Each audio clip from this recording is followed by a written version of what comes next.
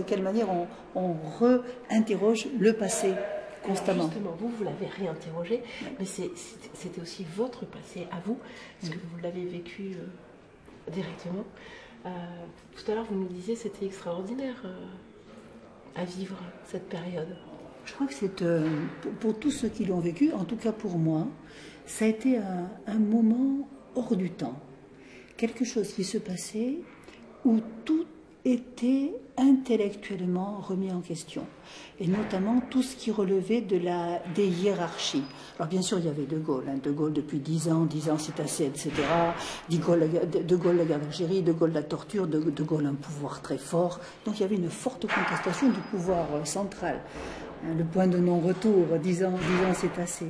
Mais il y avait aussi toute la contestation, et chez les étudiants en termes de réflexion, et dans le monde ouvrier, du pouvoir patronal, qui lui aussi était un pouvoir sans contrepartie, d'une très grande violence. D'ailleurs, une violence qu'il a montrée ensuite, avec une répression qui a été quelquefois assez féroce.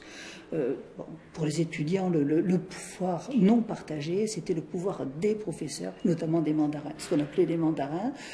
Alors, c'était des grands professeurs. Moi, j'ai beaucoup appris de mes professeurs et je leur en suis infiniment reconnaissante. Mais en même temps, ils représentaient le pouvoir, un pouvoir qui ne pouvait pas être contesté. Et je pense que, d'une certaine façon, même si ça n'a pas été du tout une réflexion de mai 68, à ce moment-là, la structure du pouvoir patriarcal, le pouvoir de l'homme dans le couple, le pouvoir de l'homme dans la famille, a commencé à être vraiment ébranlé à ce moment-là. Et ce n'est pas un hasard si toutes les grandes luttes féministes se sont brutalement développées autour de la contraception, autour de l'avortement, autour de l'égalité des salaires, etc. Tout ce qui va se jouer autour du viol, bien entendu. Toutes les grands débats sur le viol, pour dire le viol est un crime, il faut qu'il passe aux assises, ce qui ne se faisait pas auparavant. Tout ça, ça sort de mai 68. Quand vous vous êtes replongé dans les archives, plusieurs fois, quand vous nous les avez montrées, vous avez été ému, forcément, ça ravive des souvenirs. Oui, c'est vrai, c'est vrai. Mais ce qui... Alors, c'est vrai que je suis historienne, donc en tant qu'historienne, j'ai pratiquement, par rapport à tout document, une espèce de recul intellectuel. J'établis les faits, je pose des questions, je les vérifie.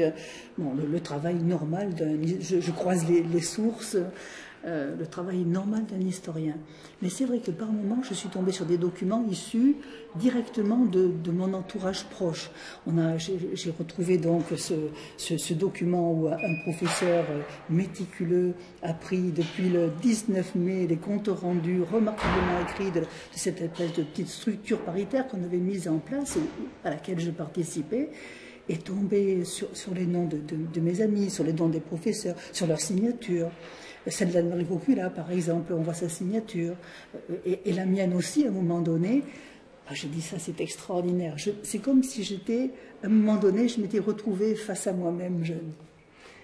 Tout à l'heure, vous nous avez dit, c'est extraordinaire, et en même temps, c'est pas achevé, il y a un petit goût d'inachevé, il y a un espoir derrière qui n'a pas forcément été complètement réalisé. Je crois qu'il faut se rappeler ce qu'a été la fin de 68. Ça a été le grand discours de Gaulle, bien sûr. Ça a été les comités de défense de la République, qui étaient quelquefois assez rudes, disons, hein, c'est le moins qu'on puisse dire. Ça a été les élections qui ont été un raz-de-marée d'une droite gaulliste, mais aussi d'une droite dure. Donc on a eu l'impression que tout ce qu'on avait rêvé, tout ce qu'on avait voulu faire, ça avait explosé en vol comme un avion.